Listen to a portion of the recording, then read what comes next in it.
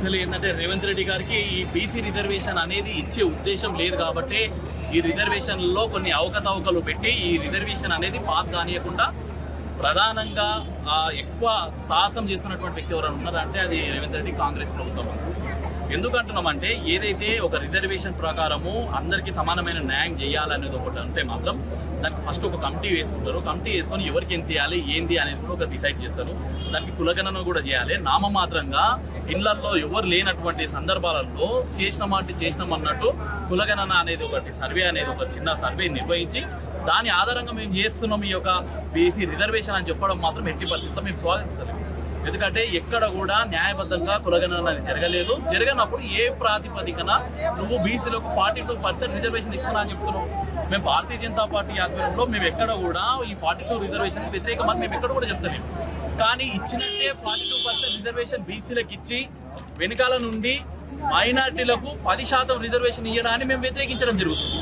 మేము కార్పొరేట్ ఎలక్షన్లో కావచ్చు, స్థానిక ఎన్నికలలో కావచ్చు, ఆల్రెడీ ఈ మైనార్టీలకు దొంగదారిన దొడ్డిదారిన అనేకంగా రిజర్వేషన్ రూపంలో 100 మంది ప్రజాప్రతినిధులు అవుతున్నారు. తర్వాత ఓబీసీ కిందికి కూడా వాళ్ళు ప్రధానంగా అవుతున్నారు. మళ్ళీ అది కాకుండా ఈరోజు 42 రిజర్వేషన్లలో మళ్ళీ ముస్లింలు చేర్చడాన్ని భారతీయ జనతా పార్టీ వ్యతిరేకించడం జరుగుతుంది. మేము ముఖ్యమంత్రి రేవంత్ రెడ్డి గారి కనుక చిత్తశుద్ధి కనుక ఉన్నట్లయితే మేము ఒకటి వాళ్ళతో కోరుకుంటున్నాం.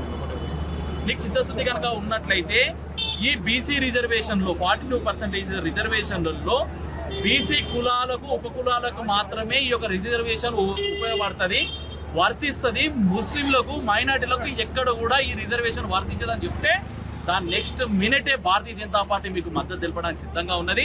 పార్లమెంట్లో కాదు ఇంకెక్కడ పోయినా కానీ మేము మద్దతు తెలుపుతాం. అంతే తప్ప భారతీయ జనతా పార్టీ ఎక్కడనో బీసీలకు అన్యాయం చేస్తుందని, అరే అన్యాయం చేసింది మీ పార్టీ. ఈ 70 ఏళ్లలో మీ బీసీలకు సంబంధించినటువంటి వ్యక్తులు ఎవరైనా బీసీలకు ఎవరికైనా అవకాశం ఇచ్చిందా? ఎక్కడ కూడా ఇవ్వలేదు. నువ్వు బీసీ డిక్లరేషన్ అని చెప్పేసి కామారెడ్డిలో ప్రతిపాదించినావు కదా, ఎలక్షన్ పెట్టినావు కదా, మరి ఈరోజు ఏ బీసీకి నువ్వు న్యాయం చేసినావు? అక్కడ టీఆర్ఎస్ గవర్నమెంట్ ఉన్నప్పుడు బీసీలను అన్యాయం చేసింది, ఇక్కడ ఈ కాంగ్రెస్ పార్టీ కూడా బీసీలకు అన్యాయం చేస్తుంది. బీసీలకు న్యాయం చేసే పార్టీ ఏదైనా ఉందంటే అది భారతీయ జనతా పార్టీ మాత్రమే. అవకాశం వచ్చినప్పుడల్లా బీసీలని ప్రధానమంత్రిగా చేసింది భారతీయ జనతా పార్టీ. మంత్రి మండలిలో అత్యధికంగా బీసీలకు అవకాశం ఇచ్చింది భారతీయ జనతా పార్టీ. అలాంటి భారతీయ జనతా పార్టీ పైన నింద జల్లే ప్రయత్నం చేస్తే ఖచ్చితంగా తెలంగాణ రాష్ట్రంలో ఉన్నటువంటి బీసీలందరూ కూడా ఏకమై ఈ 2 పార్టీలను కూడా పొందబట్టే రోజు దగ్గరలో ఉంటాయని చెప్పి చెబుతున్నారు. ఇప్పుడు GHMC elections, Jubilee Hills elections only BC declaration అన్ని హైదరాబాద్ క్రియేట్ చేస్తున్నారు. 100% వాళ్ళకి చెప్పుకోవడానికి ఏ అవకాశాలు లేవు. వాళ్ళకి చెప్పుకోవడానికి ఎలాంటి అవకాశాలు లేవు. చెప్పి మేము ఈ అభివృద్ధి చేసినామని చెప్పడానికి ఎలాంటి ప్రూఫ్లు కూడా లేవు. కాబట్టి ఏదో ప్రజలలో ఉండాలి, ప్రజల మధ్యలో మేము కూడా ఉన్నాము, మేము కూడా పోటీలో ఉన్నామని చెప్పుకోవాలి. కాబట్టి వాళ్ళు ఏదో ఒక ఇష్యూని లేవనెత్తాలి. కాబట్టి ఈరోజు ఏదంటే తప్పుల తడకగా ఉన్నటువంటి బీసీ రిజర్వేషన్ ముందర పెట్టే ప్రయత్నం చేస్తుంది. చట్టబద్ధంగా బీసీ రిజర్వేషన్ ముందుకు తీసుకురావాలని చెప్పేసి మేము అంటున్నాం. కానీ చట్టబద్ధత లేనటువంటి బీసీ రిజర్వేషన్ బిల్లుని ముందుకు తీసుకొని వస్తున్నారు. అది ఎట్టి పరిస్థితుల్లో ముందుకు సాగదు.